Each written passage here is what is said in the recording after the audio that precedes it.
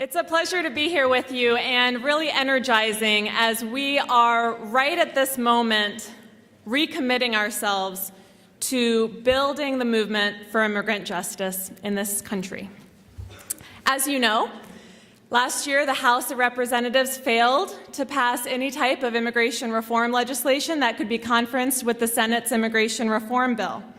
And as you also know, there have been a lot of changes recently that will really impact the way that immigration reform and more broadly immigrants' rights are considered by the U.S. Congress in the next 2 years.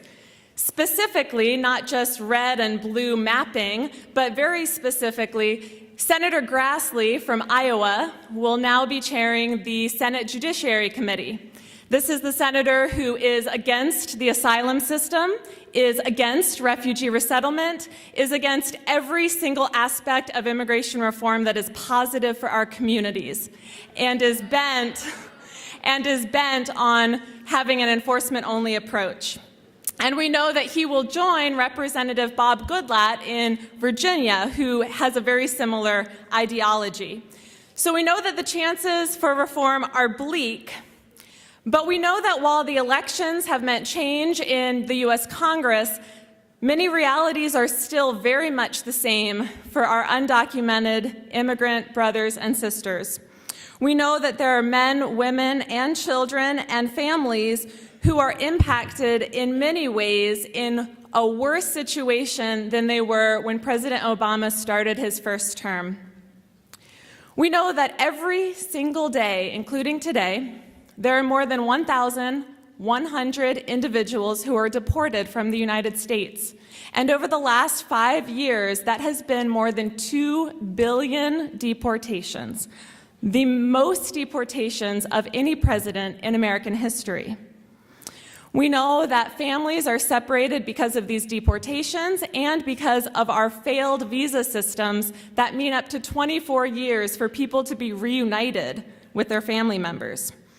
And we know that forced collaboration between immigration and customs enforcement and local police through programs called Secure Communities and the like have meant that fewer of our immigrant brothers and sisters feel safe to approach local police about crimes that they witness or are victim to. We know that there's more border militarization than ever before and more individuals who are forcibly placed in detention facilities with little to no regulations, 400,000 people every year in detention. And we know that for this administration, all of that has been done as a justification saying that this is necessary so that we can get immigration reform. An obviously failed strategy. It makes sense that that would be a failed strategy, right? Because you never get to what's right by doing what's wrong. You never convince people to do things that are good by helping them and encourage them to do things that are bad. You never open people's eyes to our shared humanity by rejecting and dismissing the dignity of people's lives, deporting individuals from their communities, dismantling families, and destroying entire towns and communities. So what do we do now? And what do we say to the administration now? And what do you say to Congress now? 3 things. We want to urge Congress to push the administration and to support the administration acting broadly and inclusively through an executive order on immigration. We want Congress to protect the rights of immigrants and to reclaim immigration reform for what would benefit our communities and not hurt them. And we want Congress's help and everyone's help to get us back to the real goal of building stronger, more welcoming communities. So first things first. The Obama administration can and must make good on his promise to expand deferred action to provide an opportunity for our undocumented brothers and sisters to be able to travel and work legally.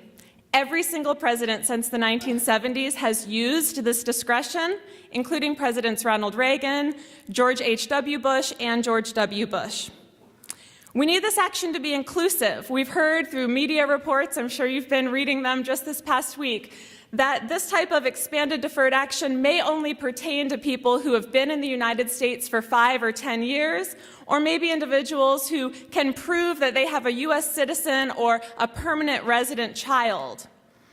But we know that as people of faith, we don't define people's worth or their value in our community by how long they have lived in our town. We don't define the dignity of someone's family and the importance that that family be united by the immigration status of one of its members.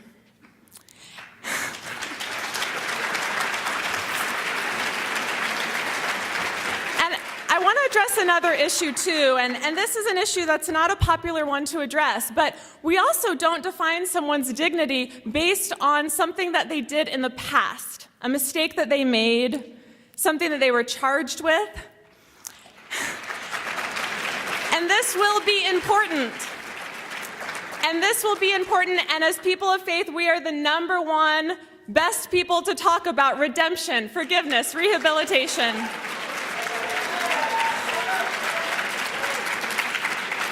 We have to lean in and say, it makes no sense that you would deny people deferred action because of illegal reentry, because when you deported them because of our failed immigration policies, they wanted to come back to be with their families. And it makes no sense to deport someone away from their family members for a mistake that they committed years in the past. So we have to lean in and push the administration to act, but I guarantee you that Congress is going to push back. They're going to try to defund deferred action, make it harder for the administration to make deferred action happen, and we have to make our voices heard on the Hill that if you support immigration reform, if you support our communities, if you support what all of us are here to do, then you have to support the administration expanding deferred action. And then we have to turn to other things that Congress might do. There is a lot of bad stuff that's going to come our way in the next 2 years, and we've got to be ready for it. And we've got to put our foot down that there should be no reduction in protections for unaccompanied children. There should be no making English the official language, which would make it harder for our brothers and sisters to go to hospitals and courtrooms. There should be no increases in detention or border militarization or the criminalization of immigrants. And we need to reclaim and redefine immigration reform, because there will be wolves in sheep's clothing. And we need to make sure that we are saying the 5 things that Mary Small told you last year: citizenship, family unity, workers' rights, protecting vulnerable populations, and humanity when we talk about border enforcement and overall enforcement. Because immigration reform is not the goal, and somehow it's become talked about as though it is. It's important, but the real goal is to have a community that respects the rights of all, a community that welcomes immigrants, a country that values family unity and rejects racism and rejects fear-mongering and rejects conflation of our immigrant brothers and sisters with terrorism. So immigration reform is citizenship, family unity, workers' rights, vulnerable populations, and humane enforcement, nothing less. And we need to make sure that we're pushing on that.